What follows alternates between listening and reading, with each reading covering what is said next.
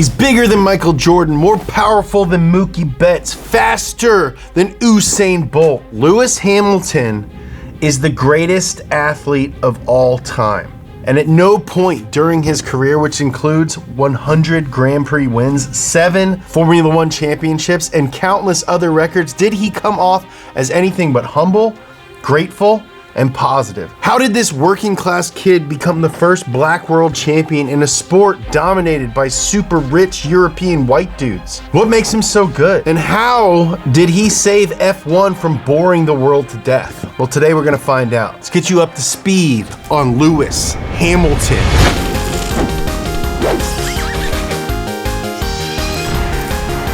Big thanks to Current for sponsoring today's video. People don't think about all the gas we have to purchase here at Donut. With so many cars, how do we pay for it all? Well, this batch behind me we paid for using our Current Visa card. Not only does Current alleviate gas holes that can often occur when filling up, but Current also helps you earn points at participating gas stations. And you can find out which gas stations offer this feature in the app. You see, Current is modern day banking for modern day life. It's done entirely on your phone, so no more waiting in long lines or smelling a bank teller's bad breath. Gross! With Current, you can do what you need to do without having to fill out a bunch of forms using a pin chained to a table. Why are they chained to a table? I'm not gonna steal your pin. So change your banking for the better by going to current.com/mediadonut to get Current and learn more. I can even write it down for you. Let me grab my pin here. Okay, listen, I know what you're thinking. You're like, oh, he stole that pin, he lied to us. No, I just like attaching chains to my pins. It's just something I like to do. It's a necklace now. Lewis Carl Davidson Hamilton, that's 4 names, count them, was born on January 7th, 1985. He's technically older than me. And he wanted to be a race car driver since he was 5 years old. After the first time he drove a car. Sure, it was a crappy bumper car at a tourist trap, but for a few minutes, little Lewis was Ayrton Senna, tearing through the streets of Monaco in a fire-breathing McLaren. He was hooked. Then, one Christmas, he got an RC car. Much better than the Top Hats and Winston Churchill dolls most British kids get. They also probably get salty candy. I don't know. I live over here. Lewis mastered RC car control fast. His parents noticed and started taking him to local RC races where he regularly beat whole-ass adults. He was so good, he ended up on TV for it. You can see how crazy focused Lewis was even at 7 years old. Is it easy to do? No. Now, despite all of this fame, Lewis's childhood was not easy. He was a shy black kid with undiagnosed dyslexia in a majority white school. He was bullied a lot and his teachers didn't know how to help him. Lewis's father, Anthony, saw how confident and focused his son was while racing RC cars, and he wanted to help him grow into that confidence full time. So the very next Christmas, he bought a used go-kart for his son, changing his life and sports forever. My kart feels really powerful when I'm in it, but imagine being in the Formula One car. Must be very powerful, that. Now let's get something out of the way right now. Kart racing is expensive. Lewis's family could barely afford it on his dad's IT manager's salary, but here's the thing about that IT job. It didn't leave enough time to prioritize Lewis's karting. To be a race car driver, most of the time, you need not only rich parents, but parents that are willing to travel with you every single weekend and devote all of their free time to your racing. Your dad is your best friend. It's like race car drivers and quarterbacks, they all kiss their dad on the mouth. I mean, have you seen the video of Tom Brady kissing his son on the lips? It's a really, really long time. Anthony believed in his son so much, he quit his job and took up odd jobs just to devote more time to Lewis's racing. This father of the freaking century worked up to 4 jobs at once to keep his son on track. At 10 years old, Lewis became Britain's youngest cadet kart champion. At the ceremony, Lewis recognized Big Ron Dennis, who ran the McLaren F1 program. I asked for him to put his address down and his phone number, and he wrote in the autograph book, phone me in 9 years and we'll sort something out then.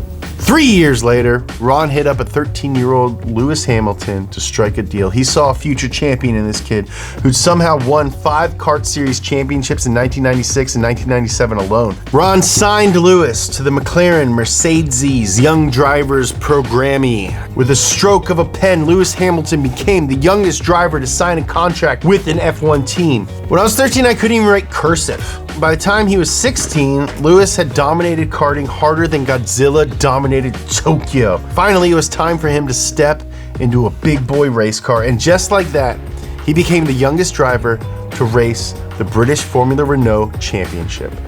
A year later, he won the championship so early that he hopped into the British Formula 3 series at just 18, which is crazy. You wanna know something else crazy? Lewis was going to school the whole time. Freaking high school. I think they call it university there, or college. I don't know.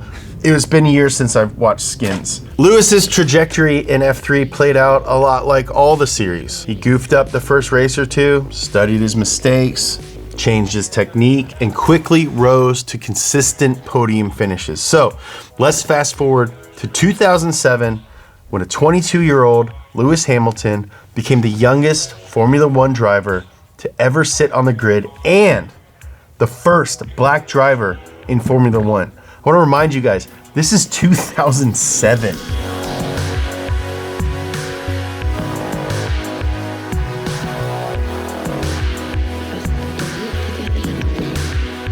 All right, so right out of the gate, first race of his F1 career, the 2007 Australian Grand Prix. Lewis landed on the freaking podium. He came in third, right behind his new teammate, Fernando Alonso, who was world champion the past 2 years in a row.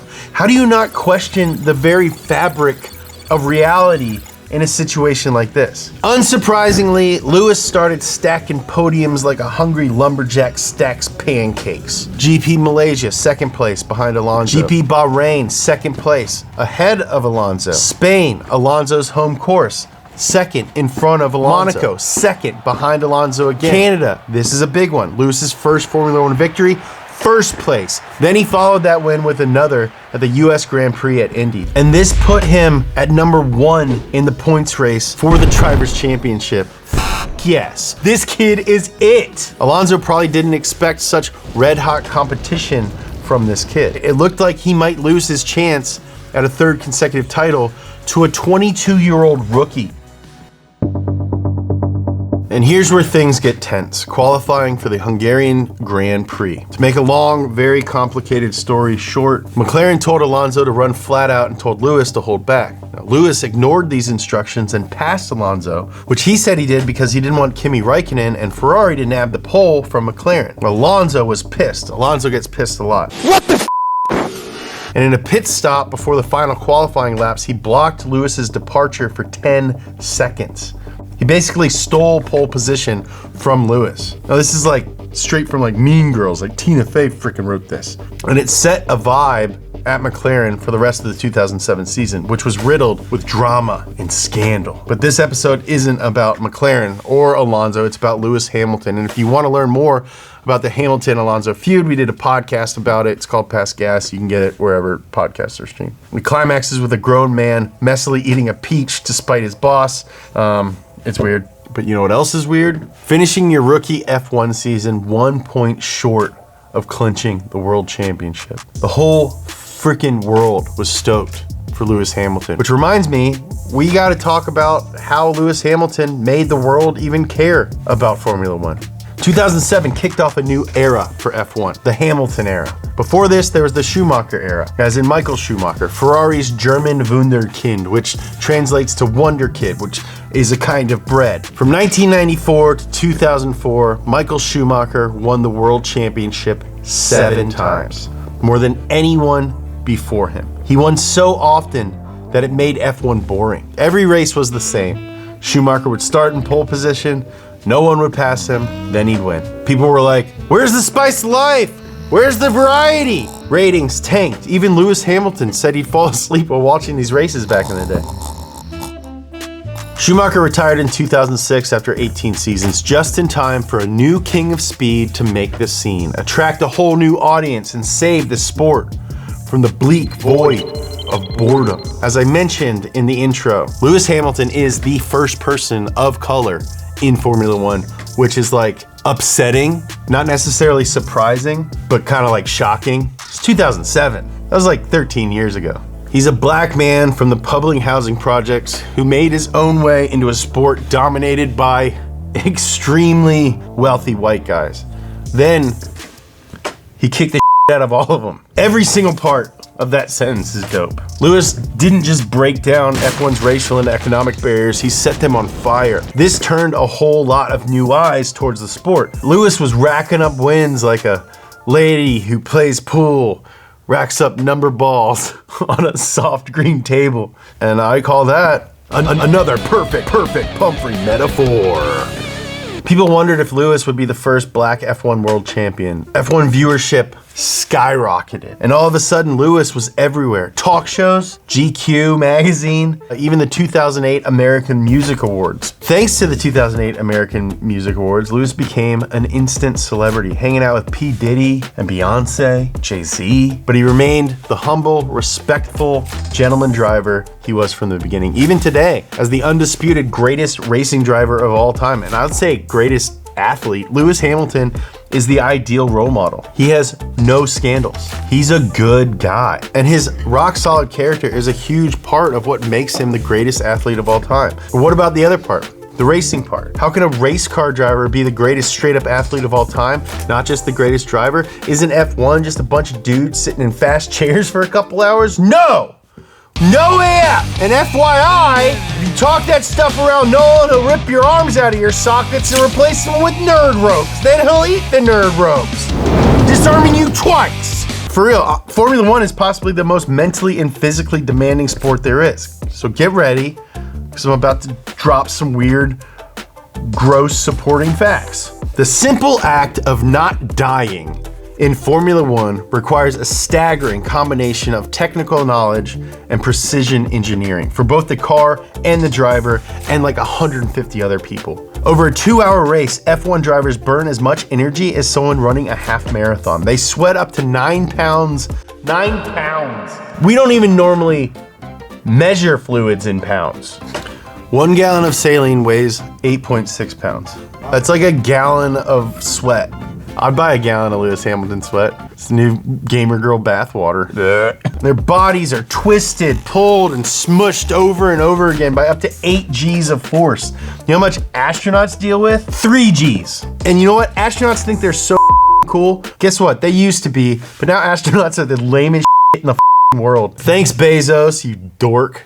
How did you ruin astronauts, bro? By the end of the race, drivers experience a decrease in brain function by up to 40%. To combat this, elite F1 drivers fine-tune their nervous systems through thousands and thousands of hours of practice. Not only can they stay chill and focused at 200 miles per, they can sense things regular humans don't. Lewis says that when he approaches a corner, everything slows down and his visual field widens, allowing him to see more than he can in regular life. As an elite athlete myself, I can relate to this. When I see Nolan drinking milk, I see a 3-year-long joke just spread out. So yeah, Formula One racing requires superhuman strength and endurance of both body and mind. And I don't want to offend my millions of curling fans, but F1 drivers are the most incredible athletes in the world. So let's talk about what makes Lewis Hamilton the best one. Lewis is known for braking hard and late, which lets him blast out of a turn early. When the difference between first and second place is measured in seconds, sometimes less than seconds, consistently braking a quarter second later than your opponent really adds up. Now, Lewis's dad taught him this when he was like 9 years old. And it's like, you gotta brake here, not brake where he's braking. You gotta brake further. And eventually, I could brake there, and that's quicker than everyone. Lewis has an almost supernatural ability to dance a race car on the edge of grip. That means that he can push a car much harder than most drivers without wearing down the tires as much. There's data to support this, and it shows that Lewis's tires are sometimes 5 degrees cooler than his teammates, even though they're running nearly identical speeds. This took practice to perfect. Lewis's early career is spotted with failures from pushing the car too far. Now, this pretty much never happens anymore, but pretty much never isn't the same as actual never. On the last lap of the 2020 British Grand Prix, Lewis's front tire gave up. He was 3/4 of a lap away from victory, with Red Bull's Max Verstappen 30 seconds behind him. He knew if he could find the edge of his car's newly limited mechanical ability and ride it, he could still win. But if he pushed too hard, it would be over. So he had to slow down. But how much? 2 butt-clenching minutes later, Lewis took the checkered flag, dragging a shredded front tire across the line at 100 miles per hour. Verstappen took second place, 9 seconds behind him.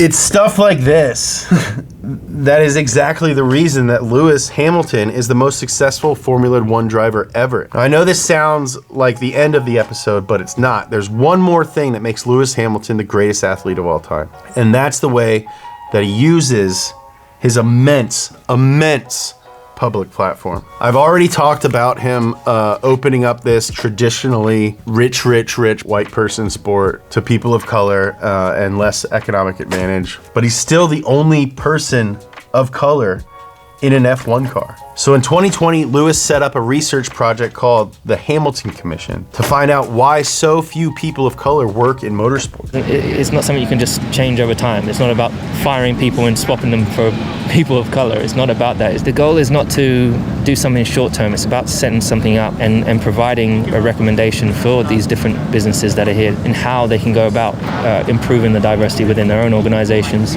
3 years later, the bloom of protests in the wake of George Floyd's death inspired Lewis to speak up. Atop the victory podium for the 2020 Tuscan Grand Prix, he unzipped his racing suit, revealed a shirt that read, "Arrest the cops who killed Breonna Taylor." The FIA banned non-official clothing on the podium in response. In a recent interview, he said his motivation has shifted over the years from impressing his dad to proving doubters wrong to matching and then besting his heroes. Now, he said, he's racing for something and somebody else. And there it is, the unifying quality that the greatest of all time in every discipline share.